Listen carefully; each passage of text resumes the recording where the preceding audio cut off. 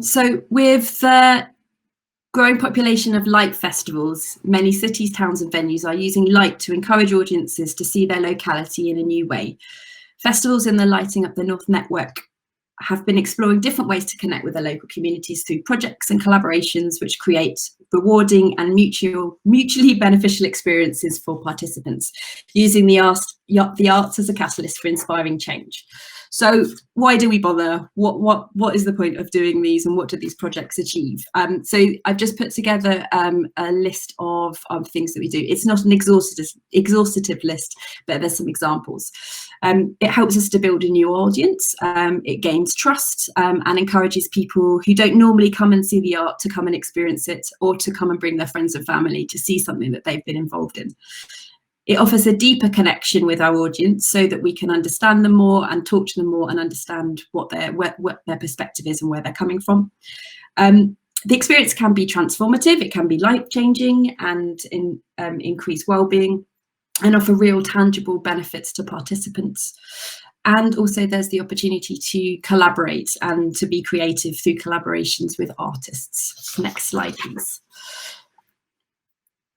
And again, what's in it for the participants? Again, not an exhaustive list, or a prescriptive one, but these are some of the outcomes that can result for the participants who take part in our projects. Enjoyment.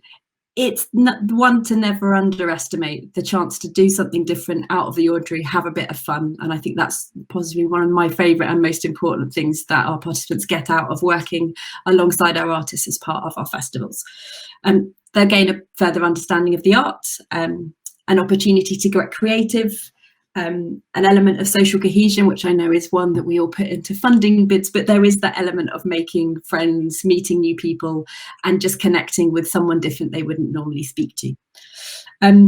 It can raise confidence and change aspirations and perspectives. It can also support talent development, career development, and also with our schools work, support the curriculum work that our teachers do in the classroom.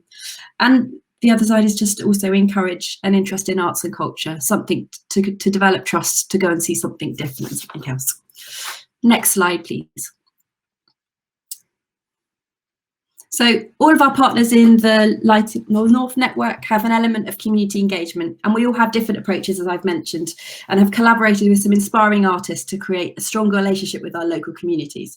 So just for a little bit of flavour of the work that we do across the network, you'll hear a little bit more about Lumiere in a minute from me, and also Hannah Jane Walker, and also Lightbulb from Phil in a bit. So just to look at Light Night Leeds, whose festival have a launch parade, which always has a community element with participants working with artists through workshops leading up to the event to create banners, lanterns and illuminated pieces, as well as taking part in the opening night.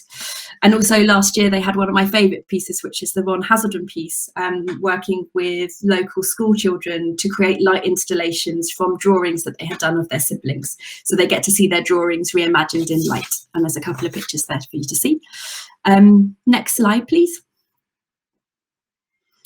And at Light Up Lancaster in 2018, they worked with artist Hannah Fox to create the Lancashire Moon, with 60 residents who were filmed and had their facial movements tracked and captured digitally, which were then used to animate the moon. These participants became the artwork, and then with the moon changing and moving to represent each face of the participant. Next slide, please. I'm just going to finish up just to talk a little bit about Lumiere and the festival that I run. We have worked with in Durham. So Lumiere is a light festival which has been taking place in Durham since 2009, and over 4 nights we welcome thousands of people to explore the city. And in fact, 2009 we welcomed our 1 millionth audience member, and we love the fact that most of our audiences come back again year after year. Next slide, please. We believe that everybody, regardless of their background, should have the opportunity to experience, engage with our projects, and normally they take part in 3 different ways. The participants are either part of the arts, so the artwork either features them or is inspired by their stories. The participants support the artist to make the art, so creatively getting involved, Or the participants take part in workshop activity where they gain understanding, skills, understanding knowledge, or gain specific skills which are inspired by the art. Next slide, please. Since 2009, we've worked with over 10,000 participants from across County Durham. And when we programme, we consider the following aims in order to make sure we continue to have a presence in the local community, and it's part of the artistic programme and not an afterthought. Our considerations are how we increase the reach of the festival to connect with people outside of the city. Durham, if you don't know the geography, sits in the centre of County Durham, so there's a lot of people who don't live in the city, and we want to make sure that we are connecting as far-reaching and wide as possible. We also want to consider how we work with communities who don't normally take part, or there are barriers to participation. We also want to look at how we can use Lumiere to increase employability and develop skills, particularly for young people in the local area. Next slide, please. So I've just put some pictures together of a couple of things that we've done before, and these are some of my favourite projects over the last few years. We have Bottle Festoon, which is the picture of the young girls and with the bottles on the table, where we made creations out of plastic bottles, which were then lit by, and this took place in local libraries with schools and also with community groups. We have Shared Space and Light, which was a piece called Common Good, which was projected onto the Red Hills Miners Hall. And this featured members of the emergency and public sector workers from County Durham, giving a platform for their voices. We had our Umbrellas, which is by Cirque Bijou, in a performance piece where over 4 nights our participants lit up different areas of the city. And also we also worked with Durham Sixth Form Centre and Watersonial to create a photography-based live performance piece. The artists worked in the college as a residency, and they worked to source and design props and also to assist the artist in running the live performance. Next slide, please. One of the things that we have been doing very recently is looking at skills development and how our work can really affect and make lasting change in the local community, and particularly around upskilling local young people. It's not just about taking part in Lumiere, it's about developing projects which inspire and empower these young people to discover new skills, make new connections, and explore possible career options which might not lead them to a career in the arts, but might lead them to new possibilities and a new aspiration for them. We try and share our skills and passion and experience through projects, and also deliver just bespoke training and mentoring schemes. And we've got a couple through there. We've got guys at New College Durham in the catering on a catering course, who they have over the past few years supported us for our launch event to run and do all the food, and also project manage that event as students as a real life brief, which is great. And we've also got, we've developed our strong working relationship with a lot of local colleges and to provide training for those opportunities. And we provide job employment through our project trainee scheme, which has been running for the past few years. Next slide, please. I've missed a complete slide, but we all go. Just going back to where we were on working with the groups, we work with these fantastic groups, and it's been a privilege over the years to build up relationships with key groups, schools and colleges, and also the local council, which are really, really invaluable. We are able to have honest conversations about what has worked, what didn't, and also can consult with all of these groups about the things they would like to do for future festivals. And I think because we've worked in Durham for a long time now, we are able to have those open and honest conversations, and that's something that we build on year after year. Although we are a festival that happens once every 2 years, we try and maintain a year-round presence, and also make sure that these projects happen before the festival, so there's a long lead-in time.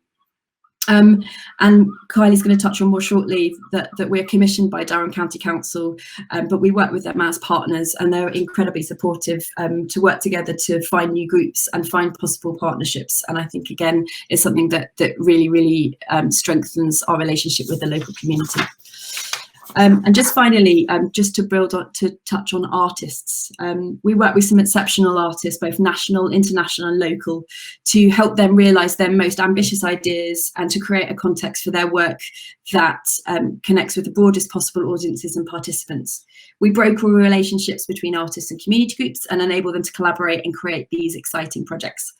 Shortly you'll hear from one of these artists, Hannah Jane Walker, who worked with us for the first time using light. She's normally a writer, and she'll speak about how she used light as part of this project to create a permanent piece on Durham Library with Low Newton Women's Prison. And that's the piece there that you can see on the screen. Hopefully this has given you a little bit of context in a very short amount of time, and I'll next pass on to Phil to talk more about how they work with the community in Blackpool.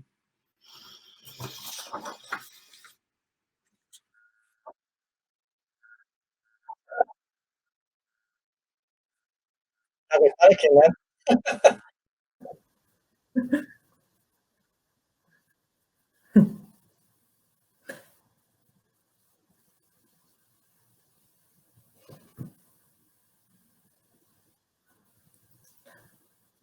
I can't see the presentation. Thank you. Hello, everyone. Good afternoon, and thank you for joining us. I think there's going to probably be some very common themes across all of these presentations, and maybe we can pick that up in the Q&A at the end. Certainly some of the things that Louise has touched upon in her opening presentation are things that I'm going to be reiterating. But my name is Kylie. I'm the Community Arts Manager for Durham County Council. And I've been asked to talk a little bit about inspiring communities from a local authority perspective, and also how we work with festivals to connect the work that they bring to a local offer or a more regular offer in local communities. Next slide, please. So first of all, to give you a little bit of context, County Durham is a unitary authority. It covers an area of 862 square miles, and we have approximately 525,000 people living within Durham. Nearly 20 million people visit County Durham every year, so we have a high kind of tourism trade, and the festival's very much a part of that offer from a culture perspective. In terms of community arts, in terms of our vision, it again reiterates a lot of what Louise was talking about in terms of why we do the work we do. So we create opportunities for arts and cultural activities to take place across the county throughout the year. We support local people to engage in arts activities, and that's at any sort of arts, the broadest kind of range of arts activities. We promote the benefits of participating, creativity and expression, and ultimately we believe that taking part in the arts can improve health and well-being and develop lifelong skills. Next slide, please.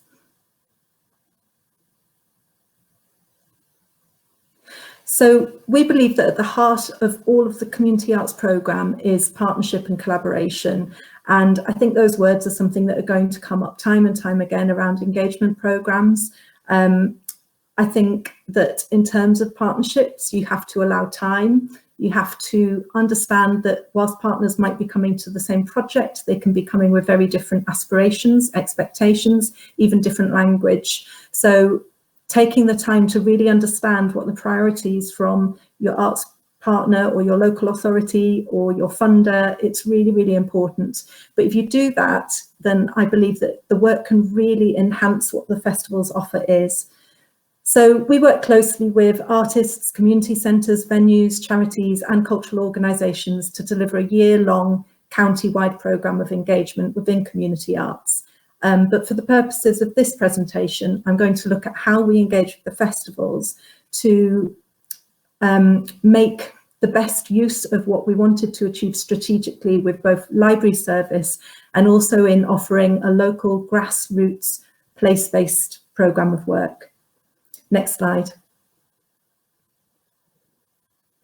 So again, just to give you a little bit of context, Durham County Council has a national portfolio organisation agreement with Arts Council England to deliver 3 festivals: Lumiere, which is biannual, Durham Book Festival and Brass Festival, which are both annual festivals. And Artichoke, as Louise has already mentioned, is commissioned by DCC to deliver Lumiere. But we work together in partnership to ensure that local communities are engaged with the festival and inspired by the work, and that it has a lasting legacy as well outside of that those 4 days of the festival itself. Next slide.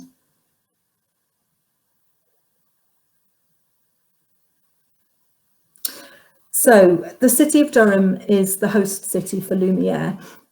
It's a beautiful city for those who don't know it, and a large number of the tourists that come to County Durham do come to visit the city itself. But for us, in terms of community arts and our ambitions, we want to look at what that county-wide offer for engagement is.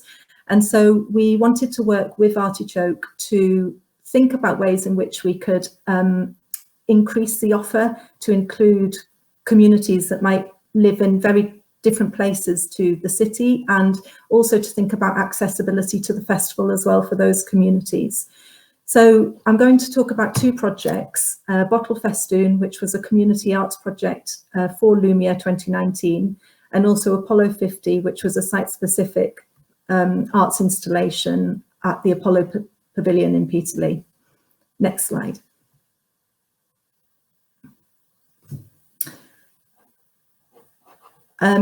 Okay, so Lumiere 19, the Bottle Festoon. Again, Louise has shown a couple of images from this. This was the first opportunity to work in partnership on a community arts project.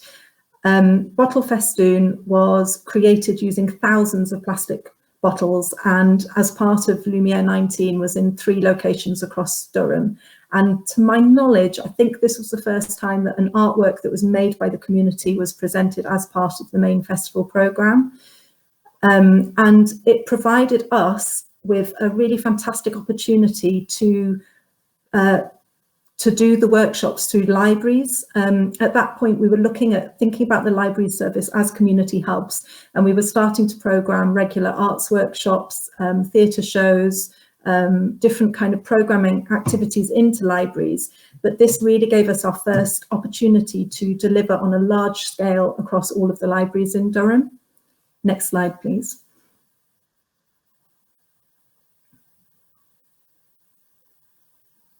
So we employed 5 artists to lead the workshops across 38 of the libraries in County Durham.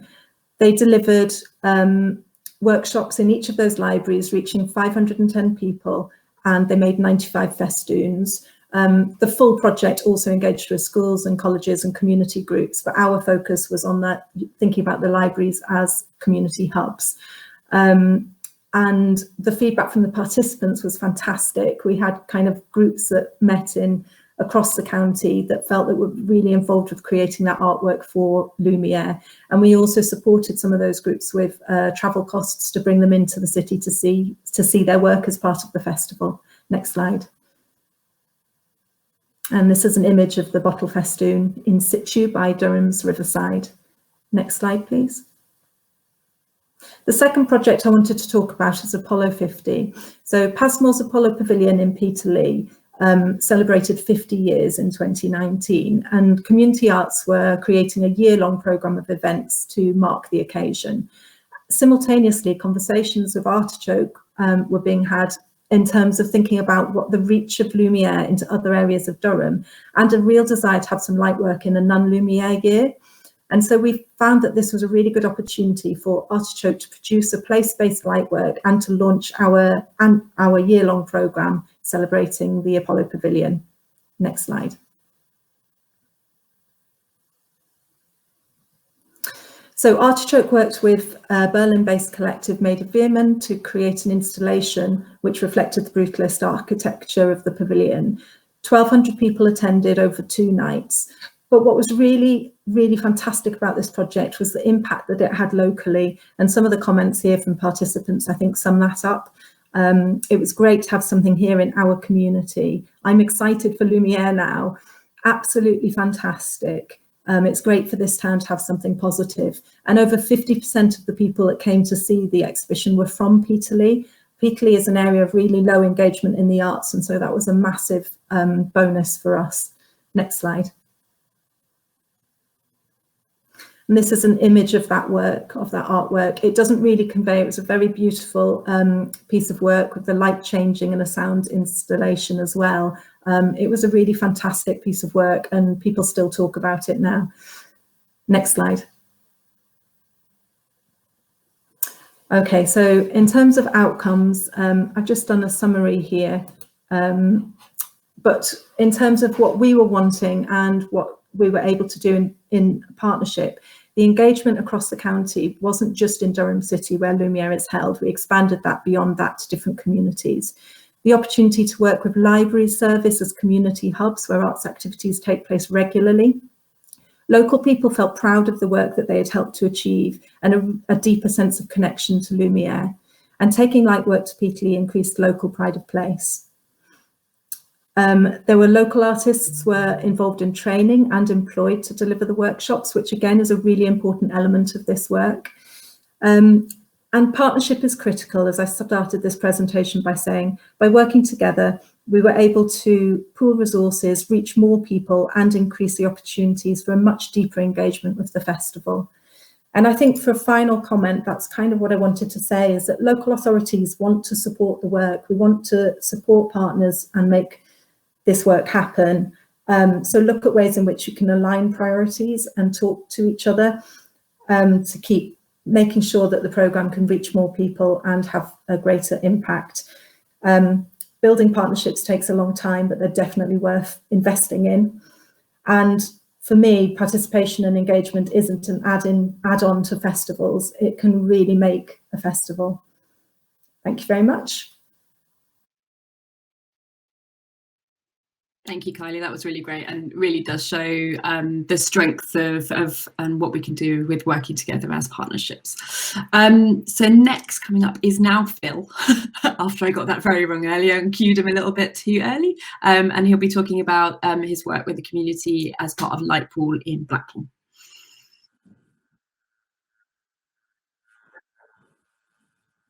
Good afternoon, everybody. Welcome from sunny Blackpool. No, that's not the Eurovision Song Contest. You are in the right place.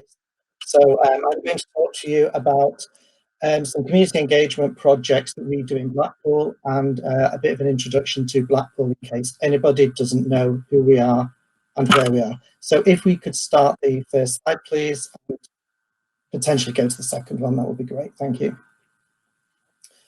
So Blackpool, an amazing place, a seaside resort. We've got some amazing buildings that have been around for hundreds of years.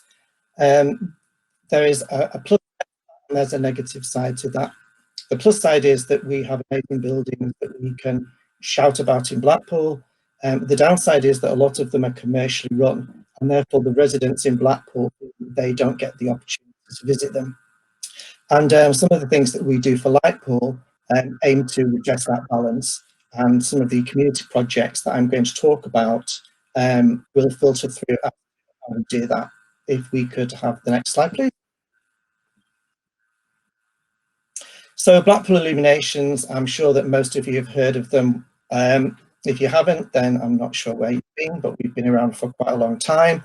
So probably one of the very first light festivals, I guess, that has been, you know, showing light and showing designs of light, some amazing things that have been built by Blackpool and the team in Blackpool for many, many years and have attracted families for a very, very long time. Excuse me. The Illumination team have actually digressed into different things now. So they do work on festivals, they do research and development with artists, and are currently working on some new works that will bring a whole new meaning to Blackpool Illuminations and how people interact with them. And you will be able to find out about that on the Light of the North network. If we could have the next slide, please.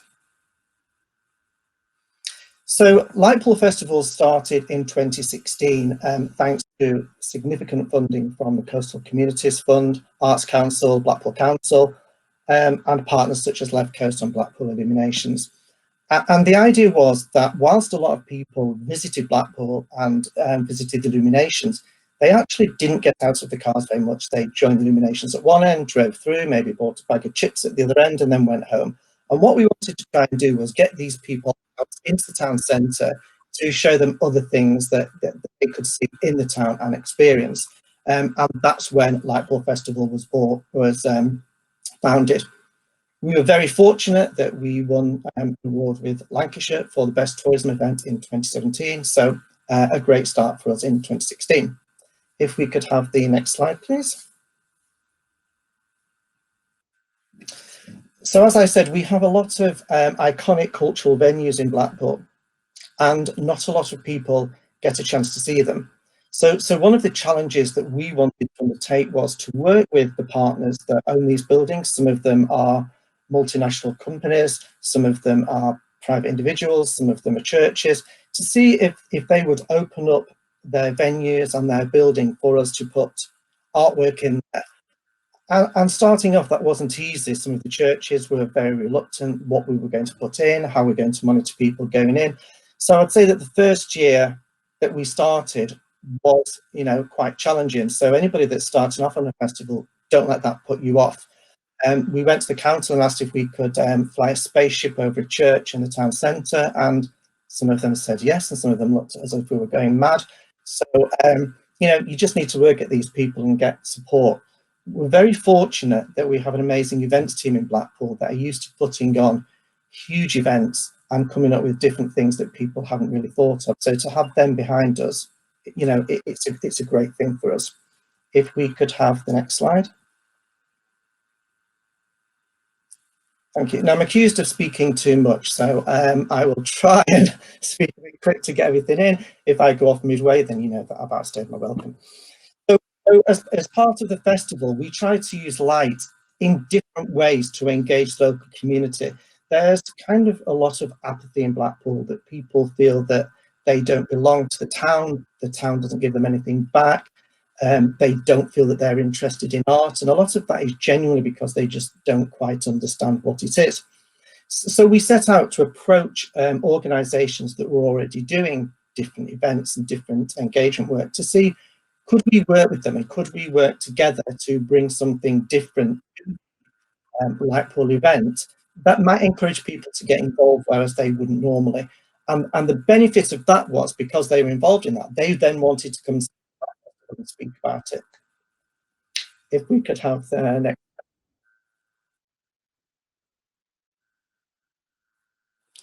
So the Carnival of the Lights is one of our biggest engagements that we do. We have 3 illuminated trams that go along the tram parade the tram track that's been here for hundreds of years. And with it, we bring community engagement groups, we bring Light Up, we bring the final Lumidogs, and we use it as a tool for the local people to get out and see this for themselves. It's the only time in the year where these 3 trams all go out at the same time, and one of the few times where the locals can come out and actually see this and get involved free of charge. If we could go to the next slide, please. Okay, so Lumidogs. One of the events that we run that most people seem most interested in, it started in 2014 by Lev Coast, a local organisation in Blackpool, and came into the Blackpool stable in 2016 and has been running every year since. And the premise is quite simple. We provide jackets for the dogs along with material. People can bring their own material. We provide lights, and they basically attend a workshop session where they bring along their dog and they create this coat of light and material and shiny things, however they want to do it. It brings its own problems, as I'm sure you can imagine, having worked with lots of dogs in and out.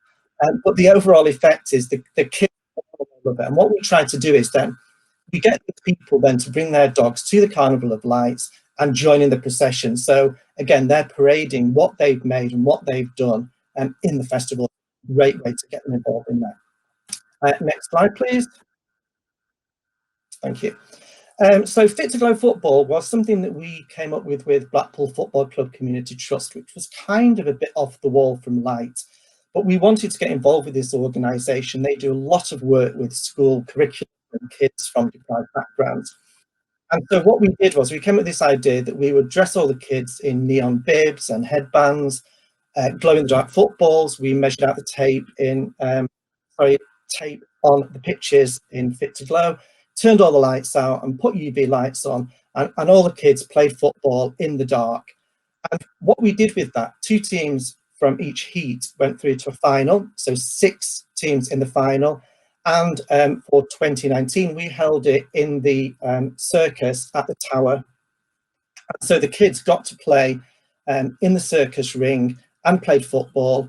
And then the winning team got awarded medals by people from Blackpool Football Club.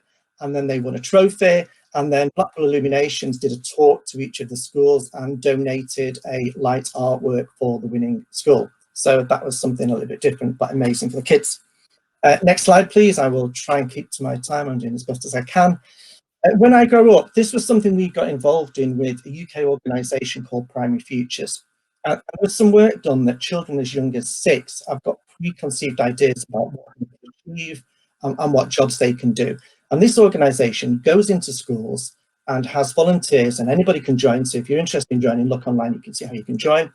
And they kind of do a panel thing where these 3 people sit on the panel dressed in their day clothes, and the kids ask them questions to try and guess their jobs. And it was quite interesting that when a female was on, they all thought she was a hairdresser, but the lady in Blackpool was actually part of the RAF. And so then they do all this, they go off, and they come back in the uniforms, and it's a great way to teach the kids. So what we did was, for each of the schools that took part in that, we followed that up with the schools and asked the kids to draw what they wanted to be when they grew up. If they could be anything, what would they want to be? And each of those schools then nominated one design, and we illuminated the designs, put them in a shop in the town centre, and the kids all came out and saw what they did. And then back to the schools, we gave them an illuminated box of all the designs of what the kids had done. So kind of a different way to get involved in something that somebody else was happening in light in kind of some way. Next slide, please. I'm hoping that I'm just going to do this. Perfect. So Rush, this was an amazing event that we did with a local organisation called Left Coast, who worked in partnership with Southpaw, that presented this originally at Hull City of Culture. And we applied for people in Blackpool, anybody could join, that they would take part as a dancer in this presentation. And they didn't need to be able to dance, they just needed to want to get involved in this. And this whole performance was really a story about Blackpool. It was filmed outside a derelict police station that we were fortunate that we just happened to have overlapping a car park. And all these people attended over 6 weeks. I think there was just over 100 people. They got involved, they came to the session. Some of them wanted to dance, you know, kind of energetically. Some of them just wanted to move about on stage. But the whole point of it was for them to get involved, and then that no matter what their capabilities were, they could be involved in this amazing production. And the fantastic thing about this is they've set up kind of an organisation since this, that they all meet up every so often and talk about what they want to do next and how they're going to carry on their dancing. And I think I may just have one slide left. Okay, so I guess the question is that why do we do this? And for us, there's various reasons why we do it. We want the community to get involved in where they live and be proud of where they live. And also, no matter, you know, where they are in the social spectrum, no matter how much money they have, that there is an opportunity for them to get involved and mix with other people and find out different things and get involved in something that they are either interested in or they may think that they're not interested in. But once they start doing this, they realise, I actually enjoy this. And my perception of what I thought art was, it actually isn't like that. You know, we can go along, we could all see something for us. And the benefit for us is we build up amazing relationships with local businesses. The council are 110% behind us, which gives us, you know, great hope for the future. And we also managed to get into some things that normally the people of Blackpool would not be able to see. So all in all, it's a win-win for everybody. I think that just about concludes my, I'm sorry if I've overrun. I tried to speak quick. Thank you, Louise.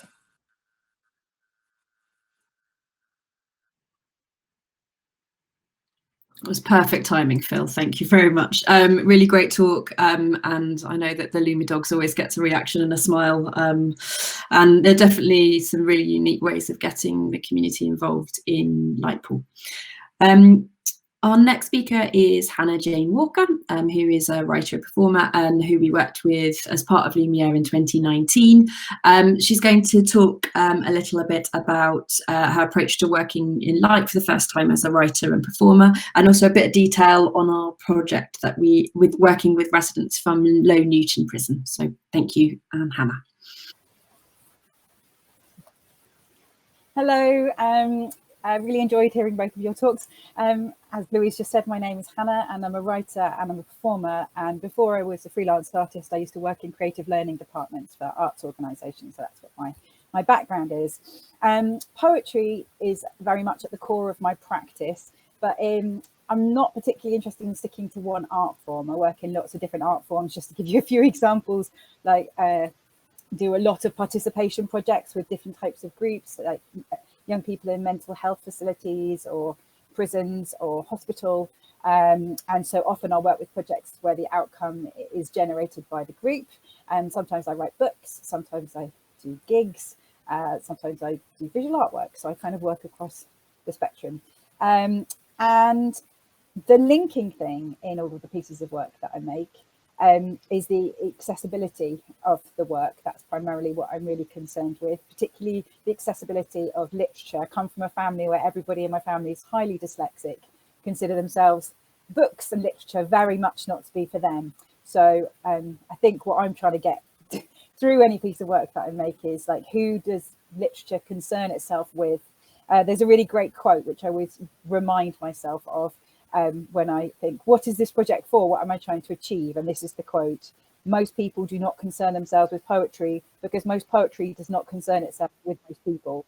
And I always use that as a reality checkpoint when I think, like, where is this project going? Who's it for? Who's engaging with it? I was really delighted to be approached by this project, which had been developed, I believe, as a partnership idea by Artichoke, because I really long wanted to work in the light medium because it provides such access to a diverse audience, whereby the work is free, it's democratic, and above all, it's highly accessible. But to be honest, I didn't know how to break into doing that kind of work. So I was so thrilled when I got the phone call to say, would you like to do this piece of work? And the project brief was to run a series of writing-based workshops with female residents at a maximum security prison, leading them through a process to create the text for a neon light installation that was to be situated on the side of a library in the centre of Durham centre. And so this was a really interesting project to be passed because it immediately threw up some contradictions. Whilst doing planning work on the project, as part of my process, I always try and visualise the finished piece. Obviously, in this context, I wasn't visualising what the text would be because that was going to come from the residents, but I did some thinking around who might be engaging with the piece in the place that had been chosen, who might be there, how they might be, just thinking around that. And the interesting thing is, the majority of the residents at the prison, which is in the county, are actually not necessarily from the area. That's something I learned about and found out about in the workshop as we went. And the interesting thing with that was, whenever I visualized the piece, I realized it was at one of the key entrance points into a route through the city, was that it seemed like the piece should be about belonging and place and who was there, and open its arms out as an offer to kind of embrace something about who was there. That just seemed to be what the place was asking for, but that we had this participant group who may not necessarily consider this to be their place. And there was that sort of interesting disconnect between those two things. And that was really immediate. Every single time I got a taxi from the train station to go to the prison, and that everybody knew of the prison in the area and was very familiar with it and was very used to a lot of people coming from outside to visit people who were inside the prison. I only had to get in and say, can you take me to the pub? And the taxi driver would be like, prison up? And I'd be like, yes, please. And then they would come with really amazing stories about bringing families up there and point out a pub restaurant that lots of the families would go to sit and have their meals. So I was really struck by it as a permanent place, but it's also a transient place for a group of people coming in. The group who participated in the project were self-selecting participants, and the way that they had been selected was that one of the guards had put up a list in each of the blocks of the prison, and people had signed up their name. And what I learned really early on in the workshops was that a lot of people had signed up really early on because it got them out of their regular work duties. So we had a really, really, really high first workshop turnout. And what I've worked in prisons previously, but what I was reminded of was that each prison is very much its own unique ecosystem with its own unique set of diverse ranges of hierarchies and personalities, and that governs a lot of the tone and patterning of the work that you do. What became very clear when we were working was that I was not going to get the maximum productivity out of the group that I was working with unless I was willing to invest quite a lot of myself in the workshops. That was not something I planned for in my workshop plan, so it was one of those interesting moments where you move out of focus a little bit to then come back in again. So setting up a really strong, grounded, trusted working relationship with the group was really, really important. And that is quite challenging in a prison setting because you are not supposed to engage in conversation with anybody about why they might be there. And you are not supposed to give them information about your own life too. So it's really interesting work to try and find a common ground without being able to ask any specific details about someone's life. So I just personally set some really clear boundaries as to what I would and would not share. For example, I didn't share where I lived, but I did share that I was a parent, and that gave lots of the women there something to talk to me about. They wanted to talk to me about their kids, and they wanted to talk to me about their experiences of that. I did share why I do my job and why I care about my job, and for some reason that really brought the group round. I don't know what that was, something to do with like it not being book-based literature that I was trying to work with them on. And so they were really invested in telling me quite a lot about themselves and their lives. And actually what was really nice in the workshops is that often the security guard, the prison guard who was there, would join in the conversation too. And what I realized really early on is a lot of the women didn't know each other. They were situated in different blocks. And so there was a lot of like language that I learned quite early on, prison language, which was kind of coding system, which is different depending on which prison you're in. And we did have challenging behavior and quite complex hierarchical relationships between the residents, but it generally always resolved itself, and they were quite self-governing in that. Two things were really clear. One, that the group were really surprised that anyone was going to allow them to have a piece of text out there that they had come up with. They were like, really, we're going to be able to like have what we want to say on the side of a building, was a sentence that was said over and over again. I had to keep saying, yes, that is the case. And what do we want to say? And that every conversation that they had was rooted in the personal, and was always coming from the personal perspective. So it was really important to keep it there. So what I did was we went through a variety of games and trust building exercises and writing exercises. And they kept talking about what the piece might offer, what it might offer to somebody walking down the street. And somebody said something really early on in the workshops. They said, we want to offer something to somebody who might be in need, because we've so often been in a place of need, which I thought was a really beautiful thing. And we used that as a building block to kind of as to where to go next. So we had a lot of conversations about how the piece might mean different things to different people.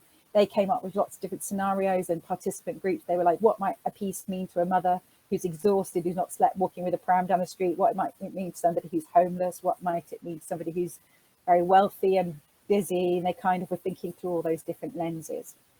And that led on to a workshop about things that people have told them verbally in their life that have stayed with them throughout their lives. Maybe like a phrase that had been given to them by a grandparent or a sibling, or somebody who has given them a piece of reassurance when they've been in a time of need. And the conversation's amazing. They really got going with this. So these were some of the phrases that I came up with. The people you meet on the way up, you will meet on the way down. What goes around comes around. Turn the other cheek. What's for you won't go by you. I hadn't heard that one before. And you can't judge a book by its cover. And they completely fixated on the last one and thought it would be brilliant as a piece to go on the side of the library. They were like, don't judge a book by its cover, because we're always being judged by our cover. And that generated a really big conversation, which yet again was not something I had planned for. about how their fear for the future was that their future was already written, that it was something that people were going to be saying that they couldn't change, that it was fixed in stone. And so we spent some time sort of thinking about the fact that it was going to be on the side of the library, and they riffed for a while on funny puns to do with books and libraries and things like that. But they still kept coming back to, you can't judge a book by its cover. And I really like the sentiment of that, but I felt like it's such a well-used phrase that we needed to do something a little bit more poetic in its phrasing. So we workshopped that again.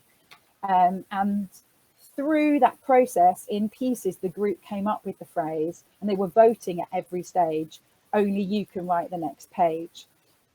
They came up with other options too. There was a slightly longer long list, but that was the one that they were all really invested in. They said that they felt it was hopeful and active, and that it said something about what they wanted to say, which was that they wanted people to feel that they were aware, possibly that they have control over the next steps that they could take. They then had a very interesting conversation about sort of socio-economic mobility and whether that was in fact true. That's another subject for another day.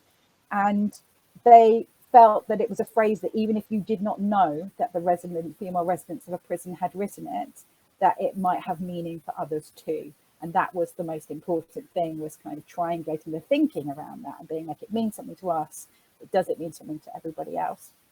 And so that is where we finished. We handed over the long list to Artichoke, who had a conversation, I believe, with Durham County Council about planning consent, and I don't know what the stages were for that process. And then it was commissioned in neon by, I believe the gentleman is called Richard Wheater. Louise, is that correct? Yes, at the Neon Workshop. And it was installed. And then I didn't see it until I came up for Lumiere Festival. And I didn't realise until I was standing in front of it how, for me, powerful that piece would feel, having met that community group. And it felt very extraordinary and kind of maybe quite emotional to stand in the rain and see people lifting their faces up, to see something that this group of women had wanted to say, and having confidence in the fact that the piece could mean different things to different people, that it did matter who had come up with it, but it also could operate kind of on its own as well. So that's everything from me. Lovely stuff. Thank you so much, Hannah. Just to attest to that, I was standing in the cathedral on one of the nights when Hannah came in crying into the cathedral from the rain, which saying that she wasn't expecting it to look like that and that effect. And I think that is an element of being able to give communities and different people a voice and a platform as part of a major arts festival, and why we do the job we do. So we've got a little bit of time now for some questions, and I'm just going to remove my cat off the questions that I've written on the side from here. And now we can see everybody's faces now, which is excellent. So we've had a question here from Adrian Riley, and he's wondering what the ideal balance of bought-in spectacle versus homemade engagement, which is a really interesting question, actually, Adrian. I think in terms of, from a Lumiere perspective, we try and programme things that the people of Durham haven't normally seen, and that it is looking at doing things that are not day to day. So we do have to strike a balance with things that are big and inspiring and some major international artists. But it's incredibly important to actually have the work that people can see their hand in, or their own faces, or that sort of things. So I think the word is actually balance. We don't want it to be completely homemade, but we do want to have an element of co-creation. And I think, yeah, that making sure that it's not an add-on, that there's a professional platform for that work, that it's not just about school children putting their work up on a wall in a school, but actually seeing it on a bigger scale, in a more ambitious scale, that actually other people can see it, and it is art from that point of view. Phil, I don't know whether you had any other points from your side, from Lightbulb. Yeah, sure. Great question. I think you need the big scale productions, because you need that to attract people to the event.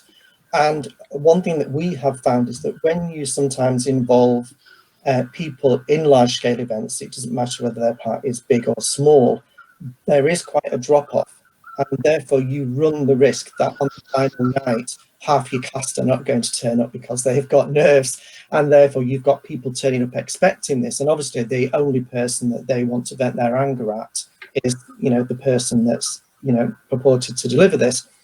So I think it is about striking a balance, and I think you do need to buy big works in, or fund big works yourself, because that is what gives credibility. But I think you also have an obligation as well to work with the local community as part of what you're doing, to deliver something that can still be outstanding. It doesn't always have to be huge to be memorable. You know, it can be fairly small as long as it's thought-provoking. And I think it's striking that balance to make sure that if you involve people in a community engagement or a workshop, that you can deliver. So it's up to whoever's organising the festival to make, I guess, that commitment and that assurity that if you do a community project and it's going to be huge, that you have some backup in case things fail, because they inevitably will. Other panel members, Kylie or Hannah, do you have a reply to that question? I was just going to comment that I think there are layers to the question as well. It's sometimes not as straightforward as saying you have one artist commissioned to do their own thing and bring it to a festival, and then on the other side of that you have a community that are making something. You've got so many layers of experience, of length of engagement, of the quality of the experience. It's a bit like processed product, isn't it? It's kind of multi-layered.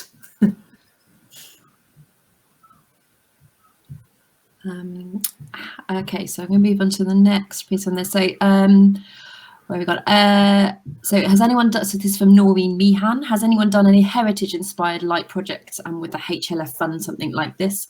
With Lumia we do a lot of work with Durham Cathedral, which is a UNESCO World Heritage Centre, so we have projected onto and also put things into and around the cathedral itself, and there's definitely a lot of work that can go alongside heritage and really showcasing those sites, and I think particularly with working in partnership with the cathedral, they love the fact that they get a different audience in through their doors who may have never come into the cathedral itself. So it's a really great way of highlighting heritage and increasing that audience. I think from my perspective, I'm not sure about HLF funding, but I'm sure it's something to kind of explore further, and whether things that are whether they would look at things that are permanent or transient from there. Any of the other panel? No, we have done work in heritage buildings, but really just as part of our, if you will, festival funding. So part of our funding from Blackpool Council, Blackpool Illuminations and Arts Council. So I can't really give you much advice on HLF funding. Safe to say that they are generally very well received when you do these kind of things in these beautiful buildings, because people want to go and see it. So I think if it's something you're interested in, then definitely look into it. It's like Fit to Go football, nothing ventured, nothing gained. You don't have to go for it. And then we've got one final question, which is around the prison project. So did the women, this is from Jenny Dockett, did the women at the prison get to see the final piece, and how did they feel about it? I'll let Hannah talk a little bit. We had quite a transient group of women, and also some women who had left the prison by the time that project had, well, by the time Lumia had happened. I know that some of the lower level security residents were taken in a van to come and are doing a sort of drive through, as it's a permanent piece after the festival, but we sent in images, and we also replicated the writing so that they all had a copy of that, and then we also sent them pictures of some of the other pieces as part of the festival. It's quite a difficult group for obvious reasons to get into the city, but there was, with that partnership working with Low Newton Prison, there were opportunities for those women to see what had happened. Hannah, did you want to add anything on that? No, You're good. You just covered that, yeah. Sorry, I'm taking over all the questions from there. Oh, good. Wonderful stuff. Well, if there aren't any more questions, just to say thank you so much to our panel. It's been a really interesting session this afternoon. I do hope that you got a little bit of a taste of what we do as part of Light Festivals, how we engage with our local community, and hopefully gave you some ideas to inspire you to create projects to engage your local community as well. Thank you very much.